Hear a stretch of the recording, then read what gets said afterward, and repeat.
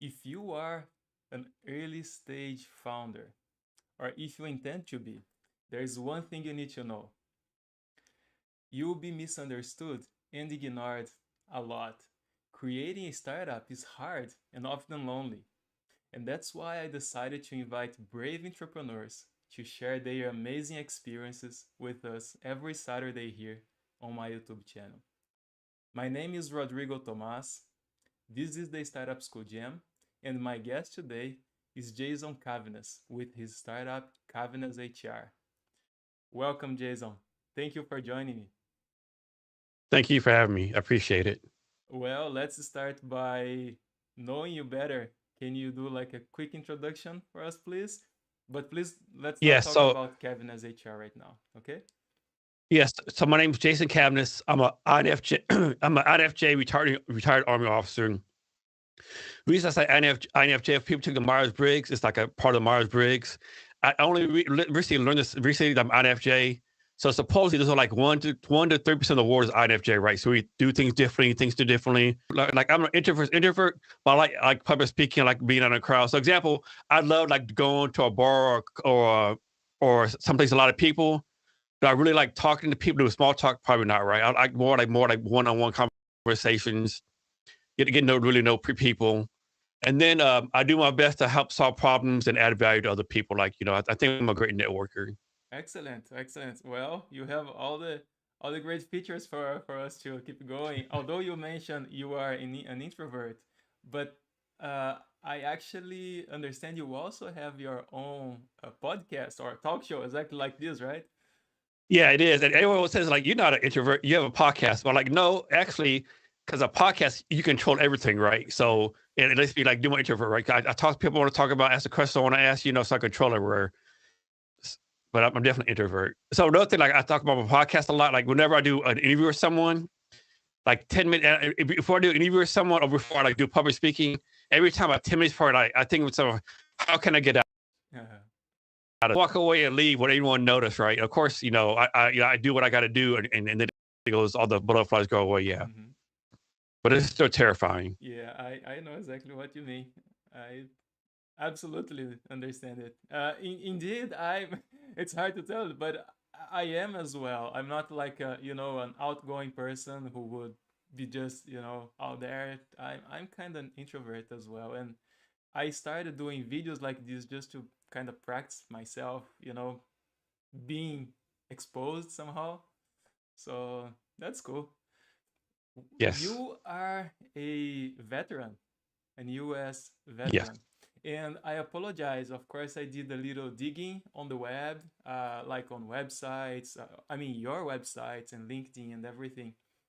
And I learned that you, beside the Cavinas experience, with which is your podcast, and also Cavinas HR, which is your startup, you also engage and help other veterans and their spouses as well. Can can we talk a little bit about that? Is that something you feel comfortable talking Yes. about? Yes, we can. Yes. So that's what Bunker Labs. So, there's a lot of nonprofits out there help military veterans. And well, so I'll say a military connected community, which is like military veterans, retirees, military dependent spouses, anyone connected with the military. So there's nonprofits out there help us find jobs, help us with mental health, PTSD, all those kind of things. There's very few nonprofits out there helping like military people like start companies, right? And that's what Bunker Labs does. 'Cause a lot of people come together out of the military. When you're in the military, you're in this bubble, right? So most military bases are like maybe an hour from a big city, like Fort Lewis is like an hour from Seattle.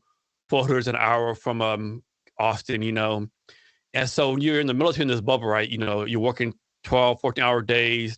So it's time to get out. You don't know how to network, right? And simple things like, when you start a company, what's Google Analytics? What's product market fit? Who do you need to talk to, right? Mm-hmm. Maybe, just maybe your email should not be, big booty Bobby 101, right? Uh-huh. Like be professional. And military people, we just talk to if we have our own acronyms, right? How do you like learn all the start acronyms, right? Mm-hmm. And just like, how you do a pitch deck, just the basics, so to speak, is what we try to our best help people with. And with Bunker Labs, one challenge with Bunker Labs, like with the YC Combinator, right? It's I mean Y Combinator, it's rinse and repeat. They have a certain number of startups every cycle. They're pretty much the same, same place. They're trying to get it to the MVP, trying to build a product, Yeah. and they got to learn the pitch, right? Uh-huh. But it's all tech companies. Uh-huh. Well, Bunker Labs, we take on all kind of companies, right? It's tech startups. Like when I was running the Veterans Residence in Seattle, we had a marijuana app, a nonprofit for the military LGBTQ community, Mm-hmm. financial advisors. It's a whole gamut, right? And then we've had it from like the idea stage to companies that always raise millions of dollars, right? So it's like a broad gamut, which makes the thing even more challenging. Mm-hmm. Well, that's fascinating. Well, great job. I mean, I'm actually surprised. It's great. It's good to hear that, there are services like that, and for people that actually really need it, right? Because as you mentioned, Yes. they come out of this bubble with no real, I'm not sure if I can say real world perspective, uh, but they do lack of this contact with outside the world, right? So it's important to have this kind of support. That's great. Great job. All right, so let me talk about Kavina's HR. I'll tell you what I understand. I hope I did the the correct work here, and let's see if I understand it correctly. So, Kavina's HR is an HR outsourcing platform for a small business. So, what you intend to be is a platform that offers services like compliance requirements, onboarding process for new employees, like general things that a regular HR would do in a big company, but as you focus on small companies that perhaps do not have the structure for it still available. And you also help the founders and business owners to actually concentrate on what matters for their company versus spending time on bureaucratic and the things that do not really generate value to their company. Is am I too far away? Is that correct? No, and actually, I need to hire you on to do my sales for me. Yeah, that's what I'm key. I basically wanted like base HR for small companies. Mm-hmm. Like a person like me, I'm like 50,000 more per year plus benefits. Small business can afford that. Mm-hmm. And then you have the HR consultant to like overcharge on price, undeliverable value. So like you suppose you hire me as be HR consultant. An HR consultant was saying, "Hey, okay, you hired me. I'm gonna charge you $300 an hour. Let me go look at your HR stuff." And the HR consultant would say, "Hey, Rodrigo, you need an employee handbook, HR policies, on and on." And you're like, "Well, I know that. That's why I hired you. And you can make it for me." Mm-hmm. Oh no, I don't make it. I just I consult for you, right? Mm-hmm. So you're telling me you want a small business owner to pay someone money to tell them what they already know and don't do anything for them? It makes no sense to me, right? Mm-hmm. So like we do like employee handbooks, HR policies, job descriptions, onboarding, and eventually we want to do like everything from recruiting, hiring to like retirement. But of course, we're not nowhere near there right now. So we have partnerships with other companies we have partnerships with every payroll, do payroll for us, and people keep do benefits in other partnerships to like give additional value until we start doing that kind of stuff on our own. Well, that's pretty interesting. And what is the stage of your of Kavana's HER? I mean, is it something you are kind of planning, or you are already providing services? Do you have customers at this point? Yeah, so we have like 4 customers, paying customers right now, but most of the stuff is like it's like the MVP is done, but it's never where you want it to be at. It's never like what you're envisioning, right? So and then of course the bugs come all the time, so we're trying to fix the bugs. Mm-hmm. So for our customers, half the steps like manually. Sometimes it's on the platform. Mm-hmm. Like, I mean, I know it's just a challenge. It's like we're talking about this later. But I'm not a tech founder trying to build a tech platform. But I say we're MVP, beta stage. It's all the influx is the best way to say it, right? Mm-hmm. Uh, and you mentioned, you say like platform, and you have paying customers, which is fantastic. Which means you really apparently found a business that has potential, and it did find a problem out there. So people are already paying you. And when you say platform, What kind of service do you provide? Is like a web page where people can come and use it, or you have like people behind it that provide like some personal service? Can you explain? That's something that it's not completely clear. And if you allow me, I did find on your website it says voice enabled AI platform. I'm not sure if I understand that. Yeah. So I'll talk about what we're doing presently and the AI stuff is the future. So presently, how it works, like we're as a customer signs up and we sign on the platform, and the platform they answer like 10 questions. So another thing different about us than other HR companies, most HR companies like so HR is different in Seattle, in Denver, in the basic industry, right? So most HR companies, they have a like one size fit all for all their templates, right? So if you're a tech company in Seattle, you get the same stuff as you're a restaurant in Dallas, right? And on. So let's see, you see a set of questions, like you have to tell us what holidays you're gonna get people off, what your values are, welcome message, and that, are you gonna give time off for jury duty, time off for voting, time off for bereavement, and then you can add stuff you add stuff you want to, right? That you want because like a lot of people think employee handbooks and policies are like compliance, what to do, what not to do. But to us, it's more like culture. Like your new employees be able to read your policies and handbook and know what kind of company you're building, right? And to me, there's no such thing as a wrong culture. It's like culture is right for your company, right? Mm-hmm. Like example, I'm in Seattle, Starbucks successful company, Amazon successful company, Microsoft successful. All three have vastly different cultures, right? Mm-hmm. And it works for them, right? Mm-hmm. And then so the small business owner answers the questions, and the code's going to do the employee handbook and policy and send it to them. The owner, of course, read it again. The owner will digitally sign it through the platform, and then we send it to employees. And then for each customer, we're going to give them like a dedicated HR business partner. So the other difference is most HR consultants like might handle one or two companies. All HR business partners can handle maybe 5 to 10 companies, right? Depending on different things. Now, one thing we have to decide is like, are we going to have it where, like, for example, suppose we have like 5 companies in Houston, Texas. Do we have an HR person in Houston handle all 5 companies, or do we have like one person in Tulsa handling all the oil and gas companies that we have, right? So I have to figure that out too. Mm-hmm. And so the employee handbooks, and also depends on, like for the HR business partner, they might do, for example, one of the questions is what paid holidays are you going to give your people off, right? Mm-hmm. Now, technically, there's no legal requirement to give people time off at all, right? That's not law anywhere, right? As far as the federal level. Mm-hmm.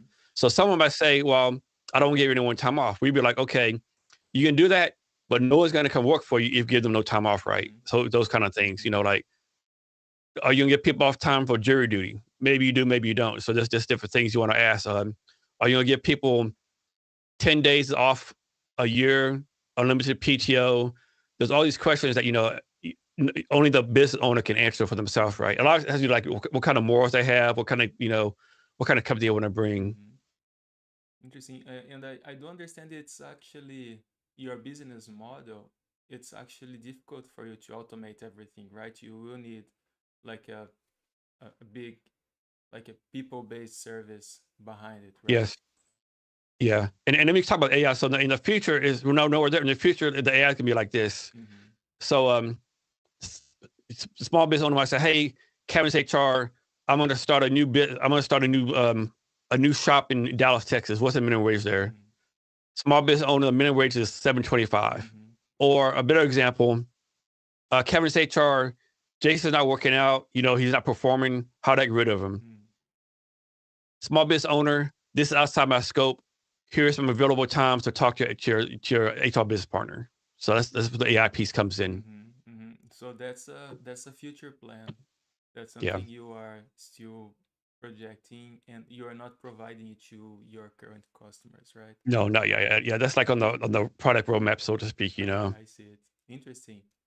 Um, and you mentioned you are not um, you are not a technical person, right? So um, how are you doing to build it? What steps are you taking? Are you hiring? Do you have like a partners that you Yeah.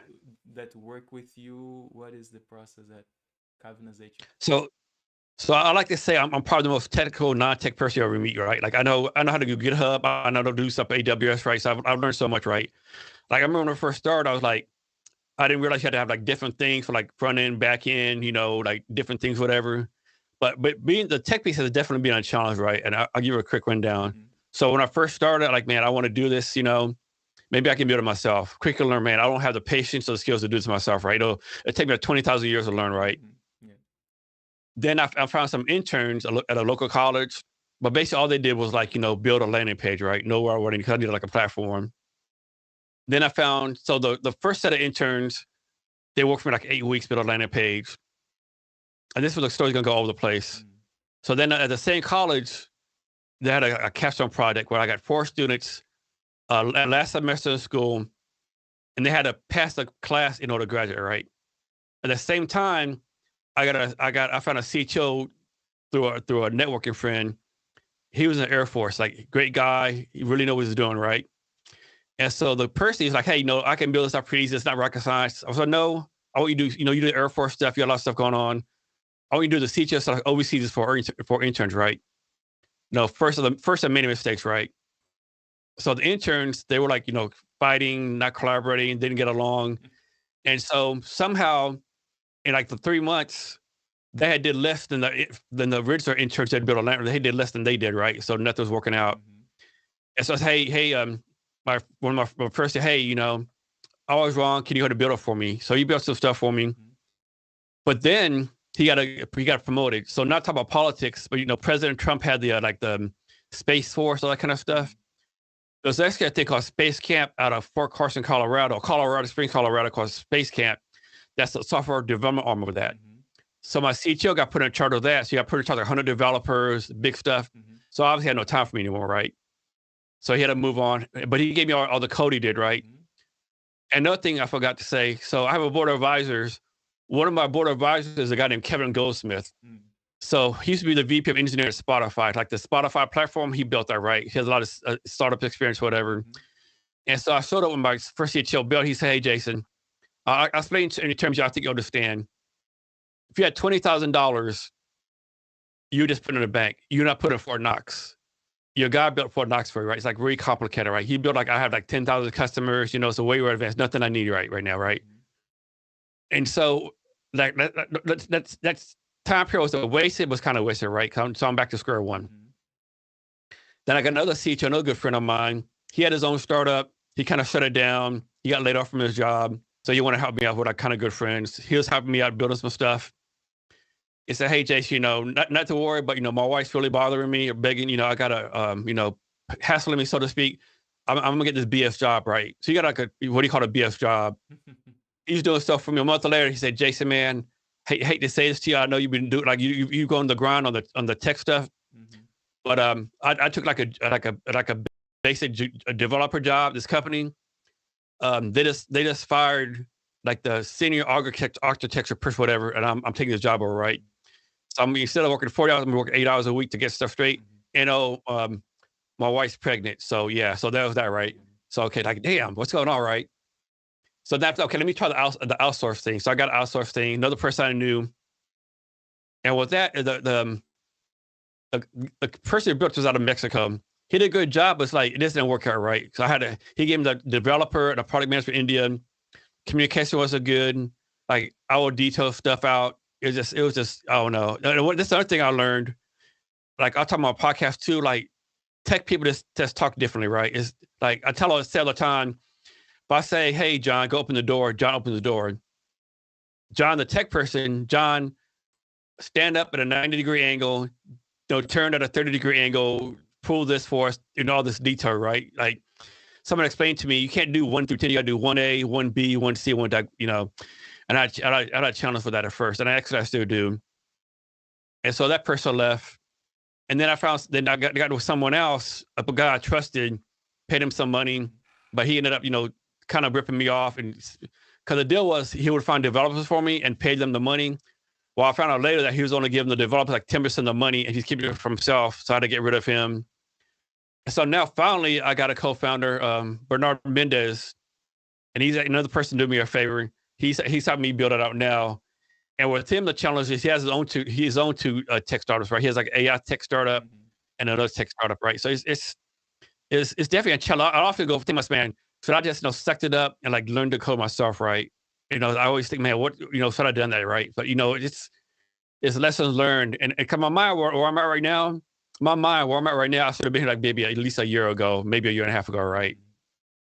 Mhm. It's And it's always gonna be a challenge. And another challenge too, like I can only speak in the Seattle, right? Because I was like talking to developers, people in coding camps, and a lot of people like they have an overinflated sense of what they can do, right? Oh, I just graduated coding academy, or but can you really do this, right? Maybe you can, maybe you don't, or I just finished, a degree. I want $200,000 a year, or they'll be like, hey, Amazon offered me 150. Well, I'm not Amazon. This is a startup, right? And so those challenges too. And the last thing, see, like a lot of developers, they're always like building stuff. They never finishing it, right? Mhm. Like they'll build like 10 products, put it on GitHub. I get it. They want to build stuff and experiment. But I think sometimes you have to finish something, right? Mhm. Yeah, and in the introduction of this conversation, I always say how hard it is to build a startup. Um, and doesn't matter if you are a technical person or completely technical person or not. If you build your stuff yourself, if you want to build like five things at the same time or only one, it's always hard. It doesn't matter. Um, it is a challenge, and and that's not technically speaking. It's because it takes all together. It's like sometimes you need help, you find help, and then the help won't work, and then you need to adjust, and then you will spend money and you do things. So it is complicated. It's quite a journey. Yeah. And then so many people people like tech people, they build a tech product, build a product, and like no one wants it. They spend no time on marketing or build or put themselves out there. And then like people like me probably spend too much time marketing, like putting ourselves out there, and there's no really no product. So you got to find a way to like link it all together. And it's very hard. And another thing we're talking about too, like doing a startup is hard. It's not easy. It's difficult. You don't put it. And like people tell me, try to find co-founders, like having a good team, or whatever. But one thing I've learned, like I've been to a lot of people, like even you have like interns, people helping you out, working with you, like they're not going to work for you forever, right? For free, right? I mean, there's a certain time period, after 6 months, a year, they're like, hey, I have a family to feed. I have to do stuff, right? Mm-hmm. So that's another challenge too. Mm-hmm. A lot of stuff people talking, if you work for me, I'll give you like, X amount of equity. But as you know, equity is kind of BS, right? Mm-hmm. Like I tell people, hey, I'm gonna give you X amount of equity, however common. It's the same as me telling you, the pot of gold at the rainbow, you're gonna get it, right? It's probably not gonna happen, right? You're gonna work all these long hours. You can always say you're gonna get experience, gonna learn stuff. But then the day, startups fail, right? Of course, we have egos. Oh, my startup will never fail. But our startups are probably gonna fail, right? And like how the challenge is, how do you get people to work with you or work for you, whatever the case may be, knowing they might be doing it for nothing. Yeah, and in fact, I may be with I may be thinking about the wrong number here, but if I'm not mistaken, over 95% of startups fail. Yeah. So it's complicated. Yeah, it's a And with challenge. a number like with the 5% who they say succeed, how many of those would actually quit, right? Like how many startups is holding on, oh, I'm still a startup, I have no customers, I'm still hanging on, but how many of them should actually quit, Yeah, that's correct. So, well, as we are talking about how hard it is to build a startup, you have your background on the military and you're a veteran. You help other people. You also have your podcast. Why Cavanagh HR? Why did you start it? What what made you build it? Yes. So back when I retired from the military a few years ago, the Army tell you go on LinkedIn, connect with people, try to find a job. So I'm on LinkedIn connecting with people. And this guy, Mark Monroe, reached out to me. Hey, Jason, my name's Mark Monroe. I have a startup called MyFO. We want to help college graduates and military veterans find jobs doing skills tests. Can we meet in person and explain to me how the Army's helping you find a job so I can like build my company? Like, sure. One question. What the F is a startup? I had no clue, no concept. Like, you just can't start a company. Like, companies already exist, right? What are you talking about, Yeah. right? So, he laughed. He did me like a dummies one-on-one startups, right? MVP, product market fit, on and on, right? Mm-hmm. And then while I was talking, he didn't say anything about HR, so light bulb went off. So you never say anything about HR. Oh, why not? Oh, no, HR is important, but like we don't have time for that right now. We got, there's so many other things to do. Mm-hmm. no light bulb goes off. Hey, Mark, let me join your startup, and learn this stuff, help me, find a job, whatever, and I can do HR for you. Mm-hmm. He agreed, and so we had a great team, but like most startups, it didn't make it right. Mm-hmm. I was there for 2 years. I did everything from code design. But 2 years, like, man, none of these startups have HR. Like, none of them. Of course, a few did. I could like funding and stuff. None of HR. Maybe there's a business I could start. But of course, I did a pivot from the startups to companies for 49 and few people could know I can't do this pro bono. I got to get paid. Mm-hmm. So they tell you to do your business research. According to Small Business Administration, there's like 5 million companies, US 49 fewer people. Most of them have HR. Then they try you to validate your idea. So I talked to 331 small business owners, and it's more complicated than this. But I asked you, basically, it was like, would you pay for HR? Do you wanted? Like 90% was positive. But I made a lot of mistakes on that with idea validation. I didn't document stuff good enough, right? Like I should have wrote down their answers. I should have wrote down like I missed so much great information, right? Mm-hmm. Like I have no idea who's 331 people on there, right? Like I just like, yeah, I messed that completely up, right? Mm-hmm. I might have to do it again. And then just went from there, like trying to put myself out there, doing competitions, talking to people. Um, yeah. Interesting. You mentioned that you did some mistakes, and I guess mistakes are what make us build things, right? It's because we keep getting things wrong, and in order to try to get them right, and at some point we'll make something happen. And so mistakes are kind of an important part of the process, and I think that's how we grow, correct? Yeah, yeah. Like I have a joke, like people always say, there's no such thing as a failing or whatever. You just keep on learning. Mm-hmm. I always joke around, man. I'm glad when I stopped learning, I started being successful. You're right. Yeah, that's right. And let me challenge you a little bit here. Uh, do you have competition in this market? Oh yeah, there's a lot of competition. So there's actually like 1,700 competitors. Everyone for like one person HR consultants, like we said, like undercharge on price and under deliver on value, overcharge on price, and like companies like ADP, TriNet. But the companies we consider competition, there's like the Zenefits is a good company, Bamboo HR is good, and there's a company called Bambi HR out of Santa Monica. Mm-hmm. We consider them our number one competitor. So with them, they started like a year or two before Mm-hmm. us.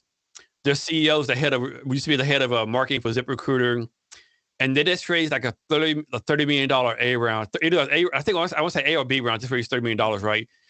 And they're so kind of doing the same thing with us. So they started with the 1 to 99. I think they were 1 to 500, but there's definitely a lot of competition Mm-hmm. out there. And so how we differentiate ourselves, so to speak. Like I said, most companies, they're like one size fit all the products are the same.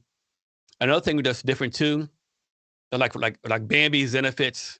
If you contact them, you might contact, one of them like on Monday, talk to Jason, call Thursday, talk to Susan, 2 weeks later, talk to Tom, or that person each time. With us, the plan is to be the same person each time, right? So, because it's over, even like Tom might be a HR business partner for us. He might be handling 10 companies, but he'll handle your company each Mm-hmm. time. So, if I understand correctly, you are planning like a more customized service to specific. Yes, more Yeah, personalized. Yes, yes, personalized is the correct word. That's right. yes. All right, that's good. And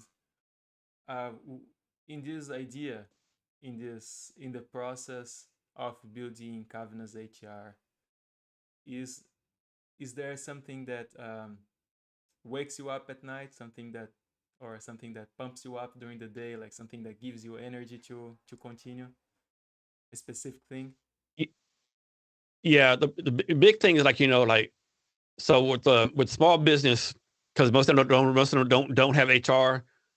Um, they lose like, and I got this from Anytime Research and Dun and Bradstreet. It's estimated small business loses $27 billion a year, or $10,000 per small business Mm-hmm. employee. Also estimated that small business owners spend 25% of the time on HR related items. Time better spent take care of the customers, the people, and build the business, right? So you want to like do our best to help small business save time and money HR, and maybe there's like kind of like decrease the number of small business failing, right? And the other thing was a lot of small business owners, they do the best they can, but a lot of things you don't know, right? The overtime laws, compliance, and another thing is like HR is not rocket science. HR is simply like this to me. if you're a leader, a boss, supervisor, a small business owner, whatever the case may be, just be the type of boss you want to be. You want your boss to be for you, right? But of course, that's easier said than done, right? A lot of people, like example I do when I was in the military, had a boss. He would always complain that his boss was micromanaging, right? But of course, next second he started micromanaging the crap out of us, right? So those kind of things. And another thing, like so many things change, like the federal level, like minimum wage. Minimum wage is federal level. You know, different places are different things, right? And not to talk about politics, but if you're a location like we say more liberal, more progressive, you probably more HR laws, right? Like California, New York, Washington, we're gonna have way more laws that we say like Mm-hmm. Texas, Kansas, Idaho. But even in Texas, like Austin, Houston, Dallas, San Antonio, have like more HR laws, right? An example is use like Idaho. In Idaho, like you go like if you go to Idaho a website, the state of Idaho website, you type like minimum wage, it sends a link to the federal government, right? All Idaho stuff goes to the federal government. So it's just it's a lot to know. And there's like newsletters, like Department of Labor has one, there's one for Mm-hmm. immigration, Mm-hmm. safety, but like who has time, like keep Yeah, track of all that stuff. And that's what you want to do for it's people. complicated. No, that's great. And any, do you have any thing in the process that you thought would be one way and ended up being completely the opposite? Something I would call that the expectations versus reality. I have my own experience building my startup, and there were things that I would dream, daydream, like, oh, I'll do this and it will happen like this, and next I'll do that. And it turned out to be completely upside down and never worked the way I thought it. uh, do you have any Yeah, examples? yeah, definitely. I got a couple examples. So first one, like you do UX UI design, you put a button in certain places, and so you had this button in a certain place, and like no one saw it. Like, how you not see this button? It's like right here is orange, but no one saw the button. Like, they're trying to how do I sign in? How to go? Like, it's like right here. Oh, I never saw it before. Like, and so we had to change that button. And another thing that's been a challenge, like I said, I'm like the part like the most non-tech person you'll ever meet, and like a lot of people think everyone knows tech, but a lot of people don't, right? And so that's been a challenge too. And we lost a few customers because of I lost a few customers because of that. Because like one customer didn't want to use digital signature platform. They wanted they wanted like sign in with a pen, right? Um, like and just like the tech challenge has been a challenge for this for like small business owners, right? Especially like as you have small business owners like we had one that had been on tone company like 20 years. Everything's paper, Mm-hmm. right? They didn't want to like put everything in the cloud. Another person didn't want to use digital signatures because they thought someone like would steal the signature from the cloud and like sign different things, right? So that's been a challenge. And like I said earlier, like those simple things, well, I think it's simple because of HR, why you have to give people days off, right? Or why you should give people, do this and that. So those have been challenges, and at times too. And another challenge too. So I'll talk about, I think we're a great business model, but this is how our business model breaks and destroys us, right? So like suppose you have 100 customers. And let's suppose like 95, they're fine and dandy. That's a question once in a while, pretty, like basically like a SaaS business, right?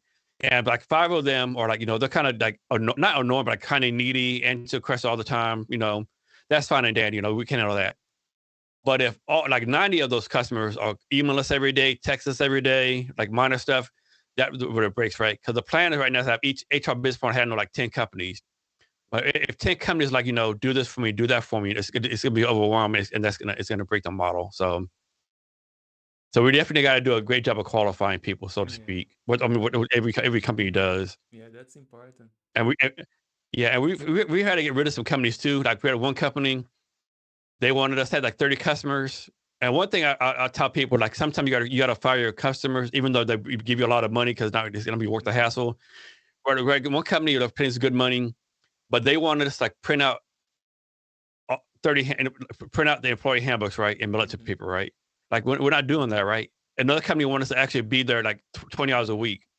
Like you're not paying us to even be in office, right? So those kind of Mm-hmm. challenges.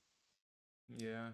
uh, y- I heard you, of course, you mentioned some customers don't want to keep their data on the cloud. which is understandable. They are afraid of privacy. And talking technically now, what do you use? And you, of course, you have your database. Do you have something like private? Do you use like a service like Google Cloud or Amazon or something like that? Is there some? It's Yeah, just right a now, question. yeah, right now everything's on AWS. And my tech fund, he's using something else too on addition to AWS. I can't remember what it was, but yeah, but we take that very seriously. You can imagine, last thing you want to do is HR company like have some kind of breach, and be on the news. Kevin's HR, stuff was like putting it, out there for everyone to see. So PI is definitely very important. All right. Um, if well, maybe someone is watching us and they can offer you any kind of help. Is there anything specific you need right now? Any kind of professional service or help or support you could you could take advantage of this space to talk about? Yeah, that's always a challenge for me. Like I'm always like giving help, asking people what they need. When someone asks me, it's always a challenge for me to say what I need, right? Because like I need so much, and then it's an ego thing too. Or do you really want to put yourself out there ask for help? But yeah, I definitely need help. I think all startups need help. Like for me, like right now, I just need customers, beta testers, people to bounce ideas off of. Like those kind of things. Always looking for salespeople, marketing. It's like that's like a startup fund. There's always so many things to do, right, and not do, and it's yeah. So I definitely need help. Any help to be Mm-hmm. appreciated. And if someone just wants to talk to me, I'd be happy to just talk to people. But yeah, Yeah, all right. Sounds good. I like to do an exercise, okay. and you probably are you familiar with the term mom test? No. No, actually, I'm not. Uh, No. Oh, mom yeah, test. the Yeah, yeah, I mom am. Yeah, test. mom Yeah. test. I am. Yeah, yeah, yeah. I wanted to go a little further, and I created the old uncle test. So let's say I'm your old uncle, and I refuse to have a cell phone, and I have never touched like computer or internet. How would you explain Kavina's HR to me? Oh man, that's a great question. That's That's a good one. Yeah. So, question does my uncle having like any business experience? He just been like a regular work all his life. um. Let me see. I would like to say I'm a very simple person. I worked as a, I was on the industry, but not like a, like a higher level.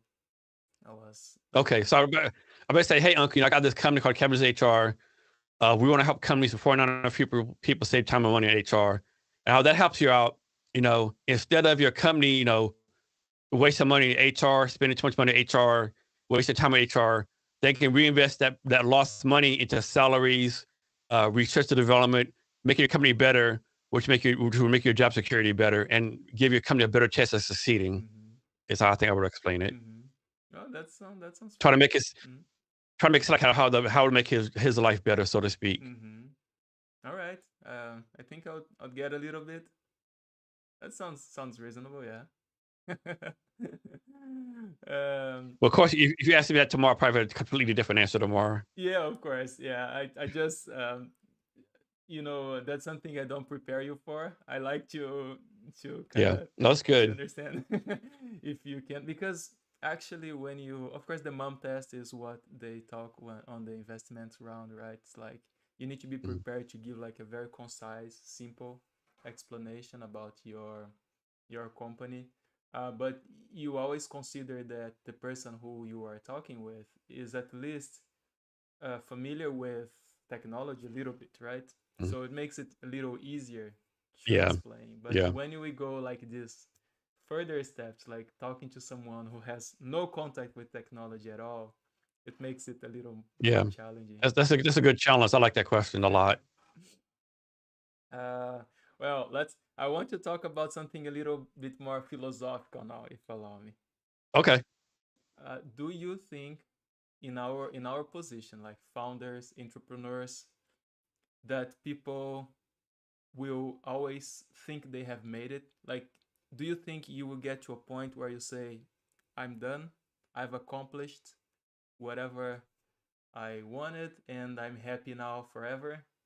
Do you think that's something that exists at all? I mean, personally, for me, I'm gonna say no. It's different people, right? For me, I've always been the type of person, and it's like might be a character flaw. Suppose I had 10 things to do. I do 9 things like great, but one thing like okay. I love myself, and one thing I didn't do okay, right? Like I'm never content, and something I definitely need to work on. Like an example, like Elon Musk. Like a lot of people say he's made it, right? But has he really made it? Like he hasn't made. He went to Mars yet, right? Tesla does have a big market as far like I mean, they have a big market electrical car, but not as far as like the regular car market, right? Mm-hmm. So even people who think are successful, have they really made it? I bet if you ask Elon Musk, has he made it? He's gonna say no, like because he hasn't accomplished goals, Mm-hmm. and he probably not even see his goals, right? So I think it's personal of each person, and I think one thing, I think it's a double edged sword, right? Because if you get content too early, you're gonna stop, right? Like suppose I had my company and I get 100 customers, and I'm content. Well, no, I want to be the number one HR company in the United States and in the world. I need more than 100 customers, Yeah. right? And so I don't think you can be content. But then again, like you can't be like me and let it destroy you, so to speak, right? And another thing too, like you can't like you can't let it what is the word I'm looking for, like poison your people who work for you, right? Like you can't like beat down your people and then have them have the same expectations as you, right?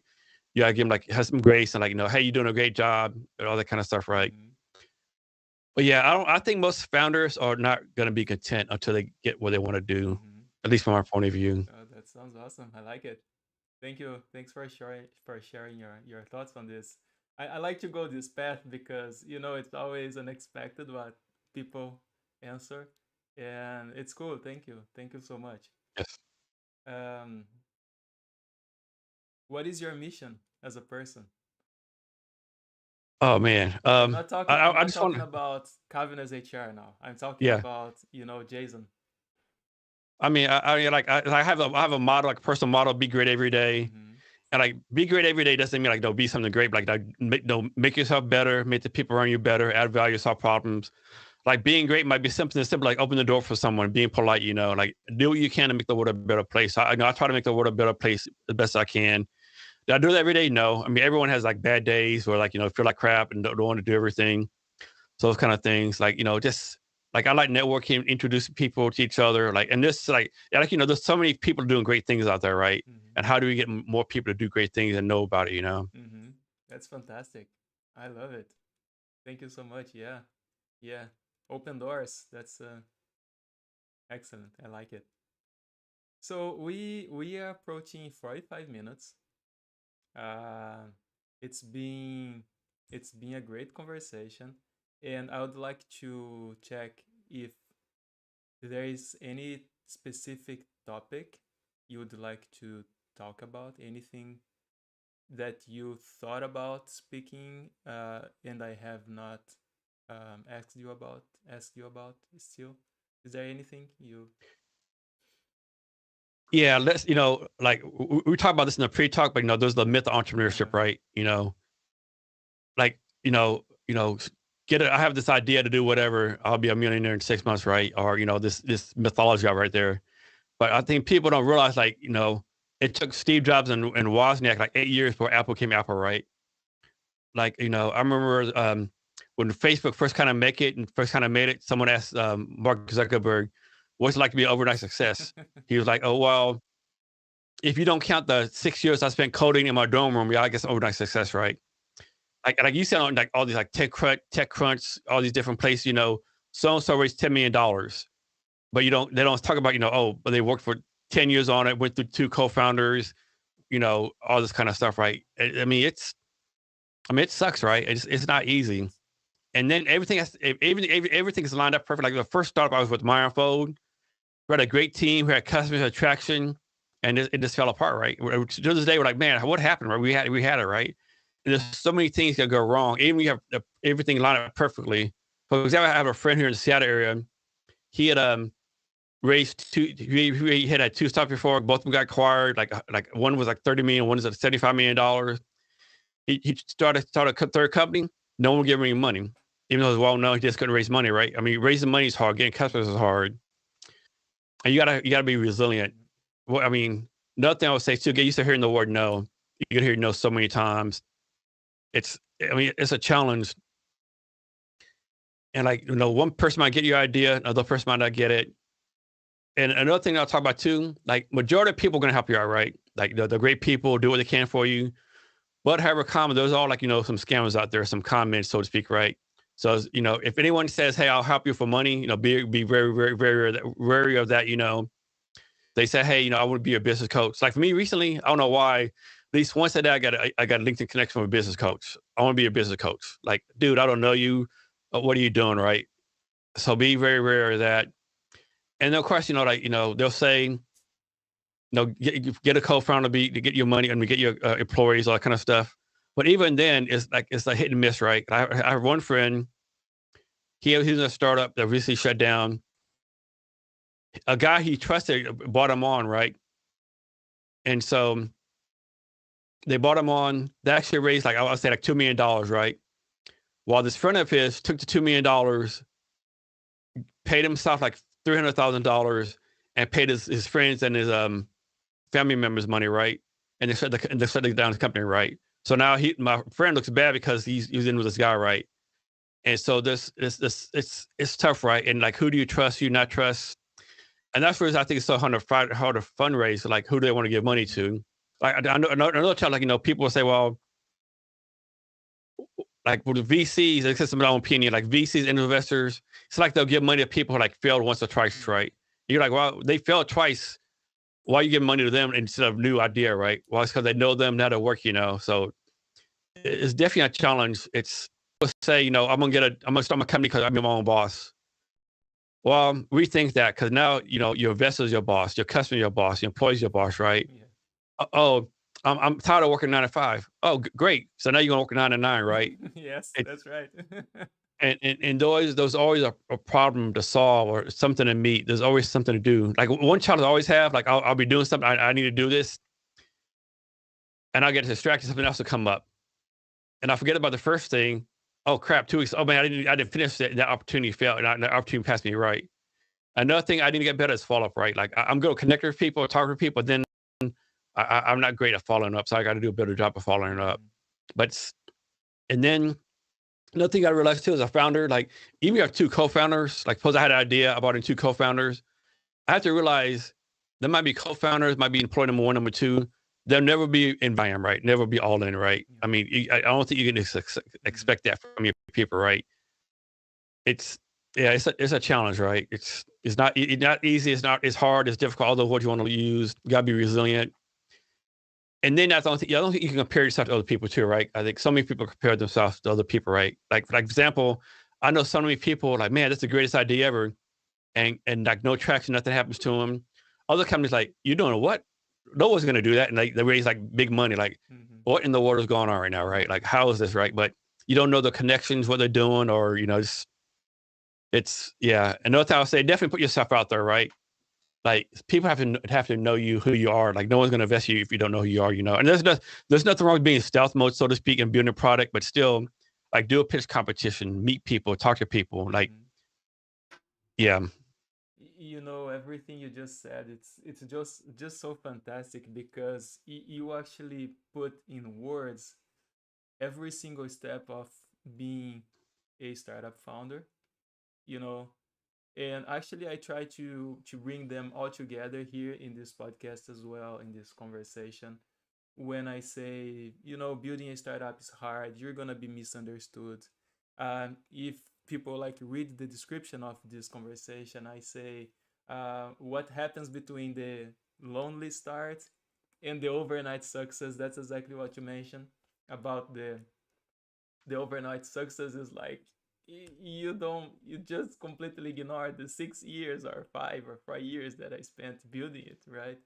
yeah, um yeah. Not only that, the 6 years you built it, but it ain't like you work 40 hours a week. You probably like you work 60, 70, 8 hours a week, and not only that, those 6 years you worked at your startup, you probably like gave up, a job making $100,000 a year, right? So you gave it the time, you gave it all the money you could have made. yeah, yeah, yeah, everything you leave behind, everything every little change in your life, and that actually ends up affecting your family as well, because Oh As you yeah. mentioned, you stop working 9 to 5 and start working actually 8 to 9 or 7 to 9 or 9 to 9, and that's reality, right? And even weekends, right? So yeah, it's a it's a challenge, and I loved what you just mentioned. I absolutely do. So thank you so much for sharing it. Yeah, Yes, you thank you. just described everything I believe and everything that I have experienced. You mentioned it, so I believe you have experienced as well, which means that in average, founders, that's the reality. So I hope other people will be able to listen to this conversation, and they will certainly relate to this as well. Yeah, and another thing we talked about during pre-talk, like I was joking around, kind of joking around, like it should be where like you want to start a company, you should get some kind of mental health evaluation, right? That's right. Because you got to be a little bit, insane and crazy to want to do That's this, right. right? Yeah, but at the same time, there is a little bit of naiveness because Hmm. you always believe it's not gonna happen to you, right? It's Yeah, like, no, no, no, it's I'm better than that. I'll do things my way. It will work. I'm sure it will. So yeah, yes, yeah, that's what exactly. we learn on the difficult way. Yeah, it comes as a punch. Like in fact, I published a video on the LinkedIn channel of the Startup School Jam this week. A conversation between Michael Seibel and Dalton Caldwell. I think that's his last name. And they are talking exactly about this. It's like how, and actually they make an analogy like creating a startup and being like a boxer. It's like, and they say if you don't like take punches, you just don't play this game, right? Yeah, you're gonna take a lot of punches. You're gonna get your teeth kicked in. People gonna say your baby's ugly. That's right. And as I mentioned, Michael Seibel and Dalton, they are both on Y Combinator, and we actually met on Y Combinator. Yes. May I ask you, what is Y Combinator Startup School in your words?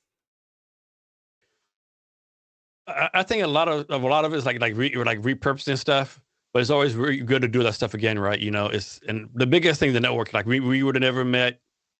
I met this one lady, Teddy. I can't remember her last name. She was with a company called Empowerly. I have like 6 interns the summer through Empowerly. Like I said, most people want to help you out, right? But Y Combinator is a great resource. It's just so many things on there, right? Of course, Y Combinator does it like they'll have people like influence people to apply to Y Combinator, all that kind of stuff. So they get a business value out of it too. But it's just a great community, I think. Yeah, yeah. And you mentioned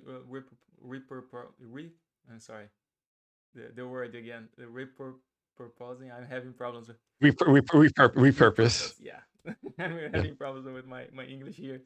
And in fact, there are videos that I have watched like 2 3 times just because Yeah. it's Same so here. much good content, and it's worth it, just worth it to remember it, to refresh, and that's nice. uh Jason, we are heading towards the end of our conversation. How can people find you if they want to help you, to talk to you, to ask for help, or where can they find you? Yeah. So I'm pretty much everywhere. Snapchat, TikTok, LinkedIn. The biggest ones like for me right now are LinkedIn and Mm-hmm. TikTok. But it's Jason Cabinets pretty much everywhere. Mm-hmm. My email is jasoncabinets@cabinetshr.com, or they can call me or text me at 803 But LinkedIn is good, TikTok's good, pretty much anywhere. I'm pretty much everywhere, so I think I'm pretty easy to find. And I take pride to be responsive. So if you call me or email, whatever, I'll get back to you as soon as I All right, can. all right, sounds good. Is there anything you'd like to discuss before we wrap this up? Yeah, I mean, doing a startup is hard. Actually, being a human being is hard right now with all the stuff going on, right? Just take care of yourself. Put your health first. Be selfish, right? Take care of yourself. And I suck at this, right? I always say I'm gonna meditate or to go to the gym. I never do. Like I think a month ago, I went to the gym for 2 weeks in 2 weeks straight, and I stopped going. So I'm kind of being a hypocrite here. But take care of yourself, right? You know, getting your company car for like being a $1 billion company or getting a car for $250 million, it doesn't mean nothing if you can't enjoy it Sure. afterwards, right? Yeah.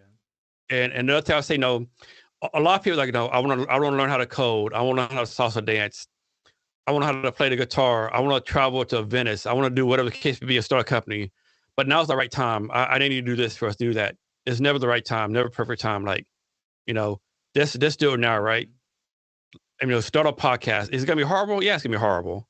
But that's how you got to learn it and get better and better each Mhm. day. Yeah, that's you just nailed it. You just nailed it. And it's hard. I mean, creating startups and being a founder is not easy, but life is not easy overall. What you just mentioned, like focus on the present, on what you can control.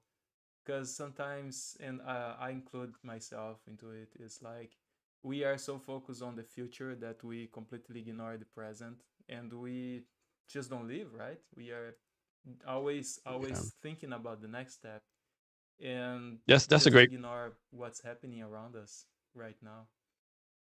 That's a great point. And another thing I tell people too, like a lot of us, like we're in the what's the word? You can't see you can't see the forest for trees. A lot of us are like are grinding, But every once in a while, I look up as okay, I'm here today. Where was that 6 months ago? Oh wow, I've actually made progress. Mm-hmm. Because you're doing day-to-day stuff. Like you think you're like doing horrible, not making any progress. But every look once in a while, like go back. Okay, I was here 6 months ago. I'm here now. Like I'm doing progress. Maybe it might not be as fast as I want, but I'm doing Mm-hmm. something. And one thing I add too, like we always talk about, being a startup is hard. That's true. However, I want to add this. It's hard, but there's things way harder than doing a startup, right? Like suppose you had a family pet for 10 years, the family pet Mm-hmm. died. Or suppose a relative died of cancer, or someone's homeless. There's so many things that are like way harder, right? So I'll just say, if doing a startup's the hardest thing you've ever done in your life, you've had a very good life, right? So, be appreciative of that, right? I mean, it sucks, it's bad, but there's a whole lot more people like having a way off than you. Like you're trying to solve a problem. It's hard. It's not easy. But there's so many things that people are going through. Like this daily death, daily disease, people getting laid off, homelessness, drug addiction, people unexpectedly dying. Bad stuff happens every day. So, like I say, if you're I don't use the word complaining, but if you're complaining, oh, my stuff's so hard, I don't know what I'm doing, you might need to relook at your life as, hey, and you realize what a great opportunity you've given Yeah, yourself. yeah. And man, we could not wrap up this conversation in a better way. That was fantastic. Thanks for this statement. Thank Thank you. you. Um, Thanks, Rodrigo. Thanks for taking the time to speak with me. And we'll be in contact, and I'll see you again soon. Thank you so much, Jason. You take care. Thanks for having me. Bye bye.